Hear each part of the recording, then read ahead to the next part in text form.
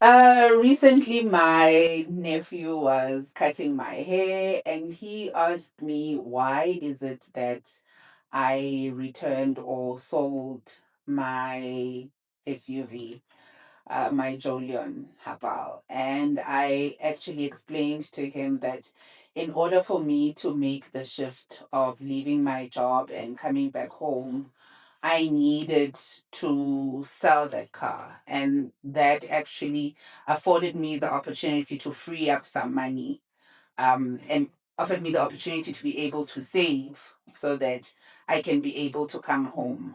And I found it interesting that he would ask such a question, because he then proceeded to tell me that, yeah, but I know how much an RPO earns. And he was talking about how they earn 100,000 to 200,000 per month. Um, and I found that to be quite impressive that he went and he did research. But I then also explained to him that in as much as that may be the base salary for an RPO, there are taxes. So there's taxes which need to be paid. And if you are in full time employment, you get benefits like medical aid and UIF and pension fund, and those go off from your salary. So it's not necessarily that you are getting the 100,000 rand as cash as it comes to you. So that is only your basic. And then there's deductions, and that's what you get at the end. I thoroughly enjoyed having that discussion with him because it shows that he wants to know more about money. I'm not sure how much he understood, but what I know is that we're at least now building the basics, to say money doesn't just come straightforward. There's also taxes which you need to pay, benefits that you need to get, building for your future, like your pension fund or your provident fund. You need to prepare for that as well. And also saying to him, instant gratification, you need, in order for you to do something, there's something that you'll need to give up. I had to give up my car in order for me to be able to save so that I can at least have some form of backup, because I've now entered the consultation space. There was 2 months where my invoices were not paid, and had I not had that backup, I think I would have lost it, honestly. But it provides a base for us to have these regular conversations about money and how he manages his money, because he wants to blow his money. The minute he gets money, he wants to spend this money on, he's got friends and he's spending it and it's all gone. And then he wants to come back and ask Gogo and Kulu and Auntie and Mama and Daddy, for this money. So I'm glad that I'm also back home so that we can have these conversations together. Hi, if you have been enjoying this episode, I have something that you will love. It is a course that I have created which moves you from guilt based giving to empowered giving. It is called the Black Tax Full Freedom Framework, and I have left a link below. Let's get back to the episode. How you can start having these conversations with your children is through their use of their pocket money. You know, maybe ask them over the month ends, to say, last month I gave you 500 rands for pocket money. How did you use this money? Can we sit down and have a line to line item where you use this money? Or when they start asking for more, you need to start saying no, because I've given you money for the month. You are now expected to manage it. I'm not going to tell you how to use your money, but I am no longer able to give more. Spend within your means and make sure that it lasts you up until the end of the month. And that really just helps them to know that they need to sustain their money, or to make sure that their money sustains them throughout the whole month, and that there is no unending well of money where, we can just keep on going to draw from, to say, give me more, give me more.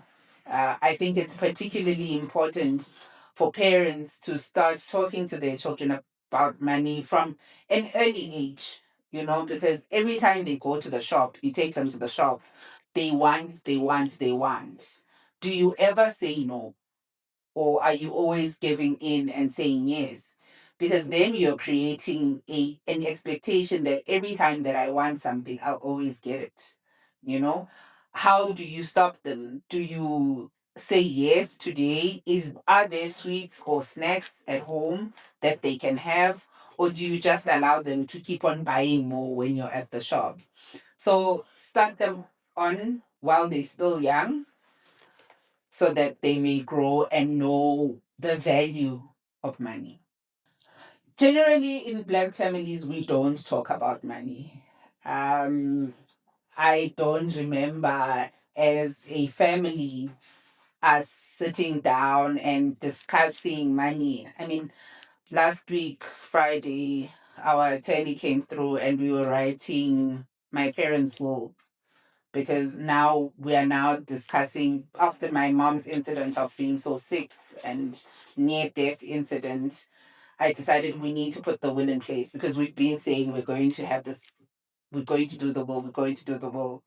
And when we're having the discussion, you know, you now start talking about what happens when I'm dead. Do you know the assets that I own? Do I know what you own?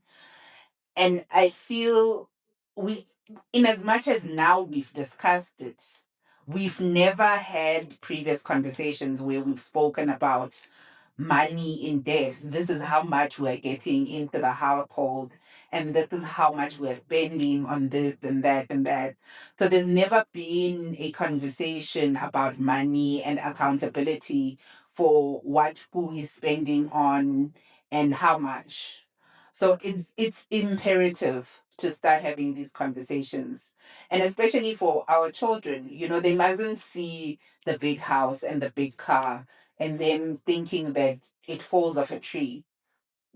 Sit them down, obviously age dependent, to say, Mommy and Daddy bring in so much into the house. This is how much we're spending. This is how much goes to your school fees. This is how much goes to school transport. This is how much we're saving for the future. This is what happens. And also, it's very important to also discuss where your documents, your death documents are, because that's another aspect that we don't discuss. We don't ever tell our children, where are you going to find the documents when I'm dead? There is a file in my cupboard or in my wardrobe, the top drawer, the top shelf. There is a file that's sitting there. Pull out that file. Give it to uncle so and so or aunt so, and they will know what to do. Obviously, age dependent. If they are old enough, they will then know you've given them step by step directions on what to do. A friend of mine lost her mother a couple of weeks ago, and she says when she went through her mother's file, her mother had detailed exactly what she wants. She had written her obituary, she had written the policies that she had, and it just makes life so much easier. So let's start having the money conversation. I feel like we don't talk about money, but we fight over it so much. We fight about who has it, who isn't spending it, why they are not spending it, or how they should be spending it when we don't even talk about what money means, what we are building, and how we are building with this money that we have. Thank you so much for listening to this episode. I appreciate you. Please let me know what resonated with you. Let me know in the comment section whether you've had conversation with your kids, with your wife, because also spouses don't have conversations about money. Please let me know in the comment section. Hit like, subscribe, and share. Thank you so much. Till next time. Bye.